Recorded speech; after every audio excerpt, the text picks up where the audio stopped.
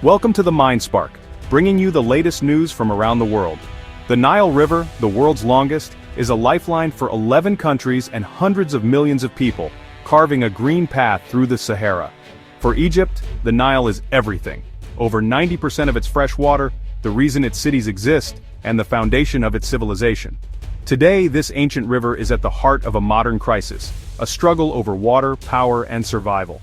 Upstream, Ethiopia's Grand Renaissance Dam is changing the river's story, igniting fears in Egypt and hope in Ethiopia.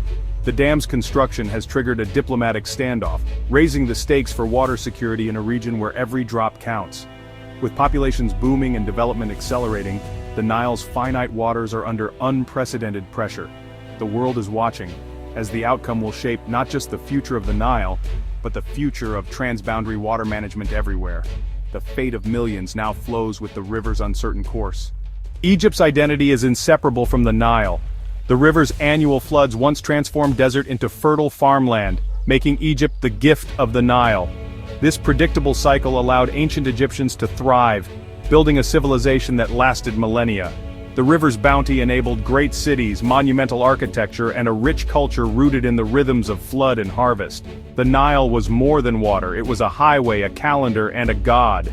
Today, this legacy shapes Egypt's psyche. The river is seen as a birthright, a sacred inheritance. Any threat to its flow is felt as an attack on Egypt's very existence. The past is never far from the present, making the current water dispute deeply emotional and high stakes. The Nile's history is not just ancient, it's alive in every Egyptian heart. In the 20th century, Egypt reshaped the Nile with the Aswan High Dam, ending the ancient flood cycle and ushering in a new era. The dam brought stability, electricity, and year-round farming, transforming Egypt's economy and society. But it also trapped the fertile silt that once renewed the land, forcing farmers to rely on chemical fertilizers and accelerating erosion in the Nile Delta. The dam's benefits came with hidden costs, environmental, economic, and social. Egypt's experience with Aswan is a cautionary tale. Controlling a river can solve some problems but create others. This legacy makes Egypt wary of any new upstream projects, knowing how a single dam can change everything downstream. The Aswan High Dam is both a symbol of progress and a reminder of the river's delicate balance. Its lessons echo in every debate about the Nile's future. The stakes are not just technical, they're existential. In Ethiopia's highlands, the Grand Ethiopian Renaissance Dam rises as Africa's largest hydroelectric project, a symbol of national ambition. For Ethiopia, GERD is a path to electrification, economic growth, and a long-awaited claim to its own water resources. The dam's massive reservoir can hold nearly the entire annual flow of the Blue Nile at the Sudanese border. Once operational, it will double Ethiopia's power generation, fueling development and regional energy exports. Ethiopians see GERD as a matter of justice, correcting colonial-era imbalances that favored Egypt and Sudan. The dam is a unifying national project funded by citizens and government alike. Ethiopia insists GERD is for power, not to harm neighbors, but Egypt sees a threat. The river's promise now divides as much as it unites.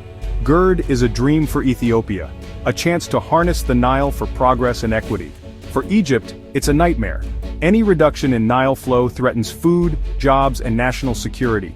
The core dispute is over how the dam is filled and managed, especially during droughts.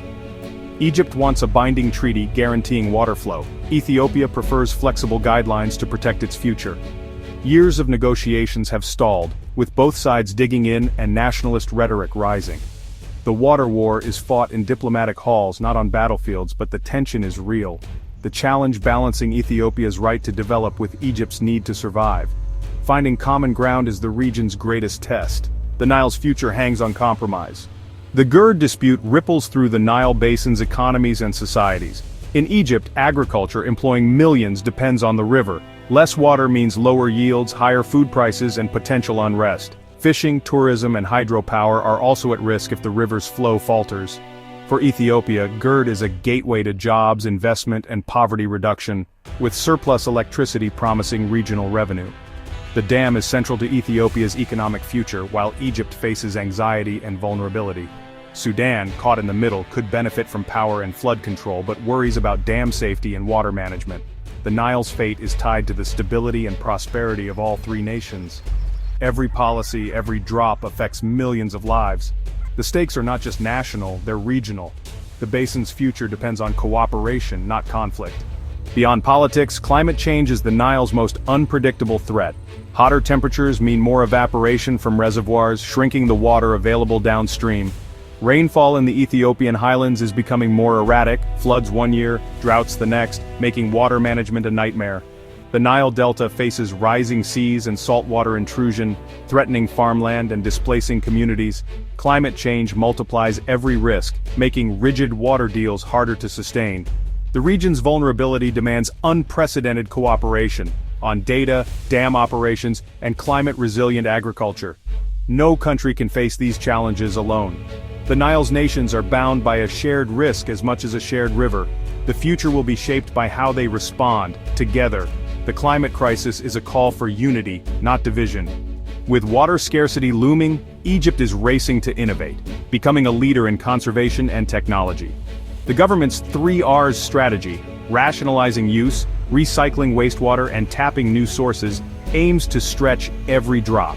Massive desalination plants are turning seawater into drinking water for coastal cities, freeing up Nile water for farms. Farmers are shifting to efficient drip and sprinkler irrigation, and new drought-resistant crops are being developed. Wastewater is being treated and reused for agriculture, turning a pollutant into a resource. These solutions require huge investments in energy, and can't fully replace the Nile's flow. Innovation is vital, but not a silver bullet. Egypt's efforts show resolve, but lasting security depends on regional cooperation. Technology can help, but only diplomacy can secure the river's future. The Nile story in 2025 is one of crisis and opportunity.